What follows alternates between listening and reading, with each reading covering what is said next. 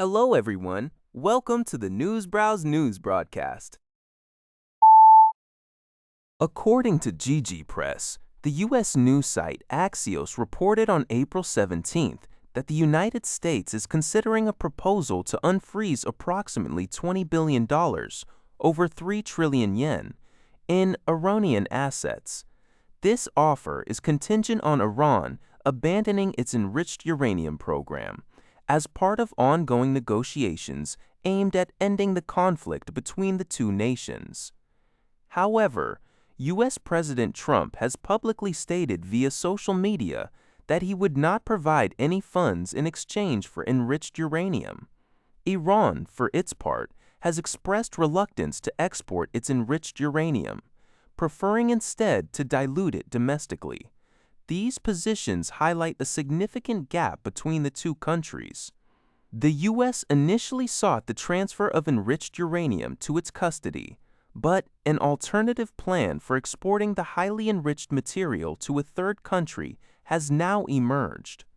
Iran is currently believed to possess about 440 kilograms of 60% enriched uranium.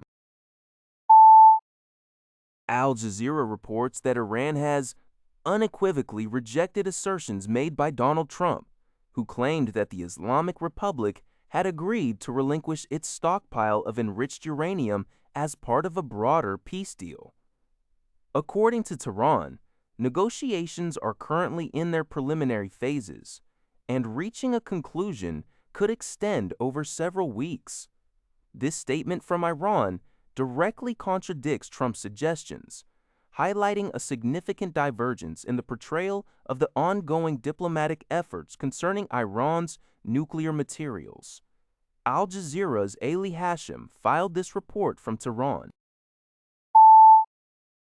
According to Lianhe Xiaobao, Iran's parliament speaker Mohammad Bagher Kalibaf firmly stated that Iran will never give up its control over the Strait of Hormuz, a strategic waterway. Kalibaf claimed that the United States has already accepted this fact. In a social media post on Friday, April 17th, he suggested that former U.S. President Donald Trump's extreme desire for a deal with Iran indicated the failure of U.S. plans to undermine Iranian civilization.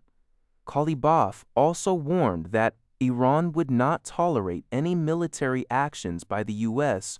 to enforce a naval blockade.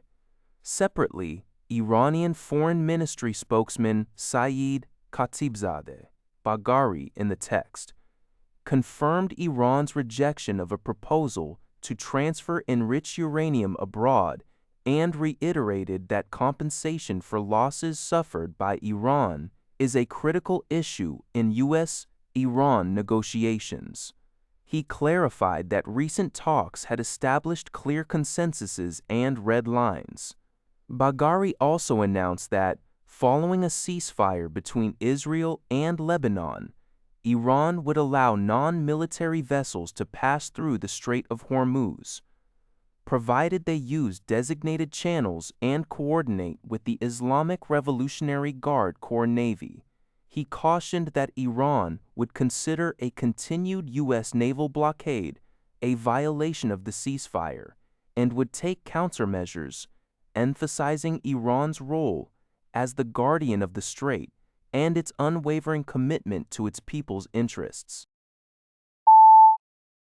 UPI reports that South Korea is experiencing a sharp rise in corporate loan delinquency rates, which are now increasing 3 times faster than household debt. According to the Financial Supervisory Service, the corporate loan delinquency rate for domestic banks hit 0.76% at the end of February, a notable increase from the previous month and year. In contrast, the household loan delinquency rate saw a much smaller rise, reaching 0.45%. This concerning trend impacts various business sizes, with small and medium-sized enterprises, including sole proprietors, showing rates as high as 1.02%.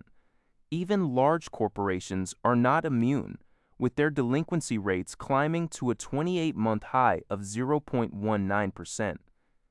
This situation puts significant pressure on South Korean banks, especially as they continue to expand corporate lending to boost productive financing. Regulators have warned that the broader economic uncertainty could further elevate default risks across the corporate sector.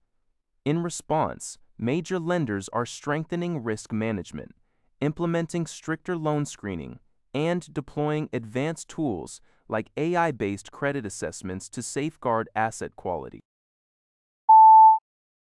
Japan is significantly overhauling its defense export policy by creating a government-wide system to boost overseas sales of military equipment, according to UPI. This initiative involves establishing a Director General level coordination body, bringing together foreign, defense, and industry ministries, along with private companies. The government also plans to revise guidelines related to its 3 principles on defense equipment transfers as early as this month. These revisions aim to remove restrictions on 5 categories: rescue, transport, patrol, surveillance, and mine countermeasures, effectively allowing the export of systems with lethal capabilities, moving beyond traditionally limited non-lethal equipment.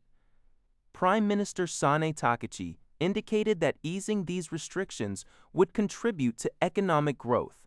Analysts suggest this signals a broader strategy to facilitate arms sales, sustain the domestic defense industry, maintain production capacity, and secure supply chains that domestic demand alone cannot support. That's all for this video. Thank you for watching. See you in the next video.